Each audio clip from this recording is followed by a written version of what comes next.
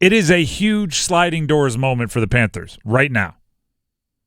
The decisions they make between now and Halloween, all the way up until 4 o'clock on Halloween, will help decide, will help mold what the Panthers look like, what the Panthers become moving forward.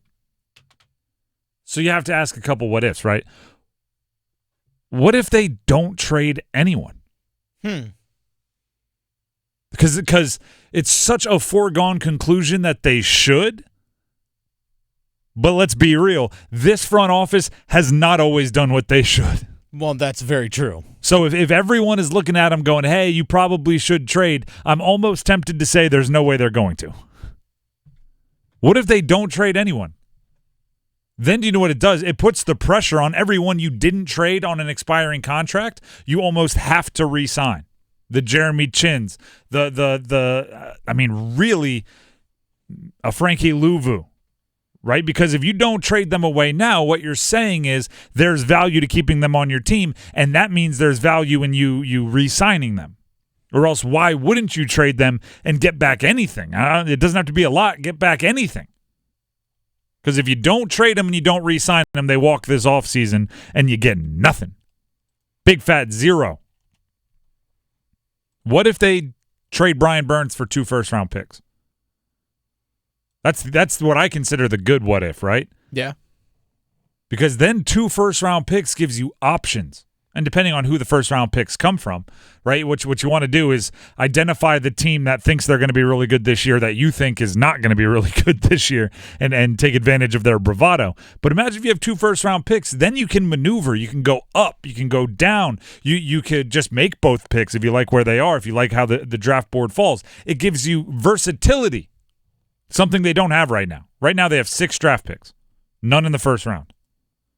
And the 2 first wouldn't likely be almost impossible to get them in this first round. It'd be next year and the year after. But guess what? You can trade picks from the year after. Or you can hold them. They get more valuable over time. What if they get a massive trade offer for Derek Brown? What about that? Because Derek Brown has value. Derek Brown is really good. But because Brian Burns exists, we sometimes ignore the fact that there might be a team out there that needs an interior defensive lineman more than they need an edge rusher, and they might be willing to spend to make their contendership more legit. So what if you get the call? Hey, are you moving pieces? Who are you thinking about? Derek Brown. Do you hang up? Do you listen in? Does that allow you to go, interesting. All right. Maybe we'll be more comfortable keeping Brian Burns and signing him if we can get something of significant value for Derek Brown. What if somebody wants to package? This trade deadline has so many what ifs. It's a choose your own adventure book that's like 15,000 pages, and you might not get to them all. What if you trade for Hunter Renfrow? Wait, the Clemson guy that was there for 20 seasons? The Clemson guy that was there for 20 seasons.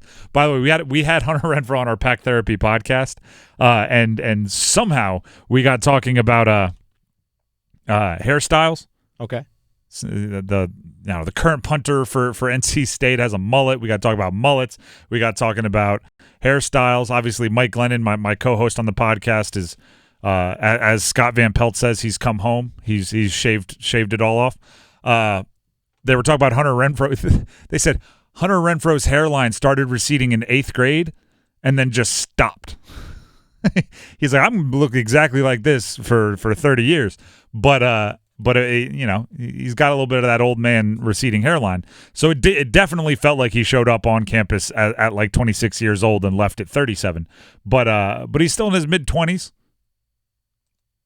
And the Panthers want to add wide receiver help. We've heard those reports a bunch, right? We've heard those reports. The thing I am terrified of is them giving up significant draft capital to bring in a wide receiver of value. I don't want them to do that. Not at all. Not even a little bit. So you have to look for situations that make sense. One of them could be Renfrow because he's making a bunch of money. He's in the $10 to $15 million per year bracket of wide receivers, and he's not vibing with Josh McDaniels. He's not quite frankly, producing. He's not getting the opportunity to produce, but you know he can produce at the NFL level because he has. He's been a Pro Bowler. If you can get it done for something like, a future 6th round for 7th round pick swap, plus we'll pay the money that you're on the hook for, I'm okay with that. Mm-hmm. Minimal draft compensation, and we'll use some of our cap to pay him. I'm fine with that.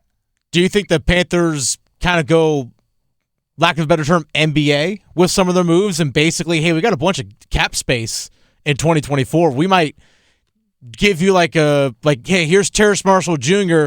We'll take on a bad contract if you attach a good pick to it, if that makes sense. Yes, I don't know. Basically buy assets. I don't know if Renfro, if that contract is so bad, you'd have to get a good pick, but a pick. Yeah. Hey, we're taking this money off your books. Yeah, give us a 6th. Yeah, we'll give us a 5th, and we'll give you Terrace Marshall Jr., and we'll take Hunter Renfro. I think they'd be very interested in that. You could call it NBA style. You could call it Osweiler style. The most famous NFL version of that is when Osweiler had a bad contract with the Texans, and they sent him and a 2nd-round pick to the Browns essentially for nothing, just to have the Browns pay off the rest of his deal. I think the Panthers should be creative in assembling picks, and they should be playing this kind of sliding doors game. Which door do you want to go through? Mm-hmm. Do you want to go through the trading Brian Burns? Do you want to go through the trading Derek Brown? Do you want to go through the acquiring a wide receiver? How do you want to do that, right? Because if you go, all right, I want to go through acquiring a wide receiver, you're going to get through that door. There's going to be 5 more doors. Do you want to spend a ton? Maybe T. Higgins is available for a ton. Do you want to go 1-for-1 swap with Terrace Marshall Jr., where you send out Terrace Marshall Jr., you get someone back? I'm not sure the quality of receiver that would be available in that door, but it's one you could walk through. Do you want to go Hunter Renfro? Do you want to go Hollywood Brown? Do you want to go and really upheave some things and float some of your defensive prospects, defensive players, Donte Jackson for a wide receiver? And with every door you walk through there's going to be more. Those are the options you have. And then there's always the turn around and go home option. I'm not trading with anybody. Which can happen. It absolutely can happen. Sometimes you're just too greedy. What, you want Brian Burns? What are you offering me? Nope, not enough. Nope, not enough. Nope, not enough. What was that? Is that the deadline? Oh man, we probably would have taken that second offer, but we just thought we could get more. Trade deadline is less than a week away. Less than a week away. How they handle these next 5 days will help determine how good the Panthers are next year.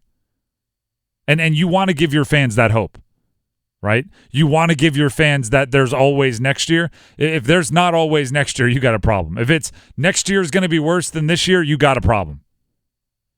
And there's not a lot of ways next year gets better than this year. Unless you make a couple swift and crisp and intelligent moves. That's how you can give your fan base the hope. And also Bryce Young the hope, because he's looking around going, help me, help you.